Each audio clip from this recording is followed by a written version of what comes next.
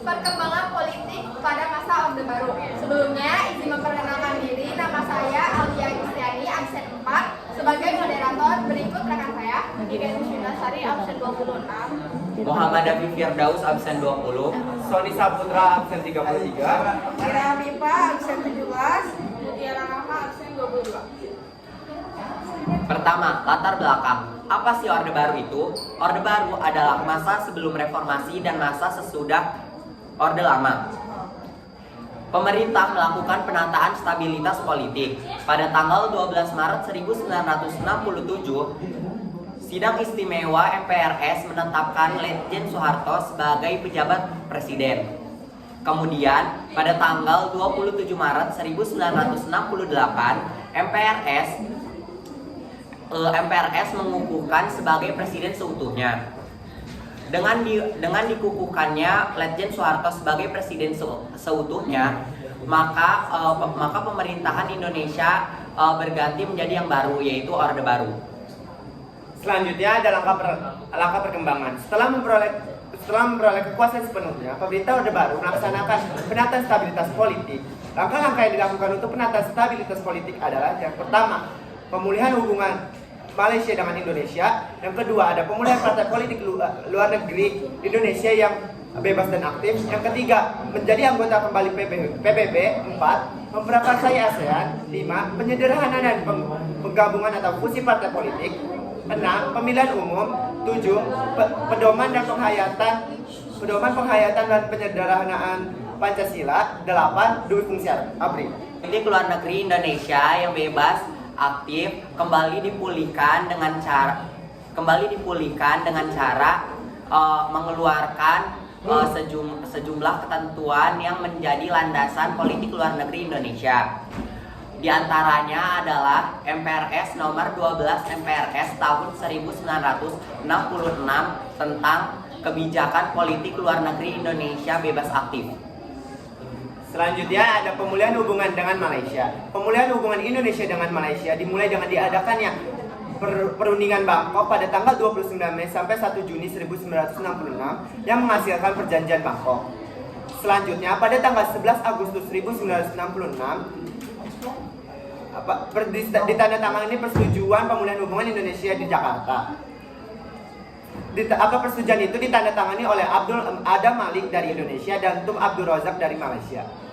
Selanjutnya, kembalinya Indonesia menjadi anggota PBB. Pada tanggal 28 September tahun 1966, Indonesia kembali menjadi anggota Perserikatan Bangsa-Bangsa atau PBB. Keputusan ini karena pemerintah menyadari banyaknya manfaat yang diperoleh Indonesia ketika masih menjadi anggota PBB. Kemunculan Indonesia yang kembali menjadi anggota disambut baik oleh PBB. Hal ini ditunjukkan dengan ditunjuknya Adam Malik sebagai Ketua Majelis Umum PBB pada masa sidang tahun 1974. Yang selanjutnya itu ikut memprakarsai ASEAN.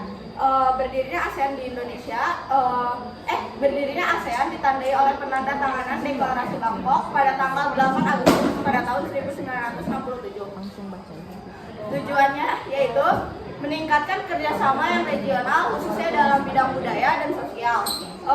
Tokoh yang ikut memprakarsai ASEAN yang pertama yaitu ada Adam Malik, Menteri Luar Negeri, S. Raja Ratman, Menteri Luar Negeri dari Singapura. Yang ketiga yaitu ada Tun Abdul Razak, yaitu pejabat Perdana Menteri Malaysia. Yang keempat yaitu ada Tharman Shanmugaratnam, Menteri Luar Negeri Thailand, serta yang kelima yaitu Narcis Koramos, Menteri Luar Negeri Filipina. Selanjutnya, penyederhanaan partai-partai politik. Pada masa Orde Baru, pemerintah melakukan penyederhanaan dan penggabungan atau fusi partai-partai politik menjadi 3 kekuatan sosial politik. Penggabungan partai-partai politik ini tidak didasari oleh kesamaan ideologi, tetapi lebih atas kesamaan program. Nah, ketiga kekuatan sosial politik ini adalah sebagai berikut. 1. Partai Persatuan Pembangunan atau PBB atau PPP. 2. Partai Demokrasi Indonesia atau PDI. Dan yang ketiga, Golongan Karya atau Golkar. Selanjutnya ada pemilihan umum.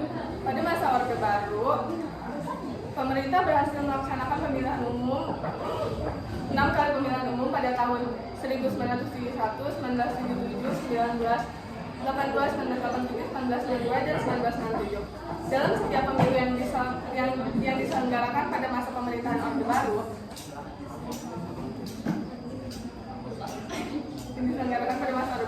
Golkar selalu memperoleh mayoritas suara dan memenangkan pemilu. Hal itu disebabkan oleh pengerahan kekuatan-kekuatan penyokong Orde Baru untuk mendukung Golkar. Kekuatan-kekuatan penyokong Golkar adalah aparat pemerintah, pegawai negeri sipil, dan Angkatan Bersenjata Republik Indonesia.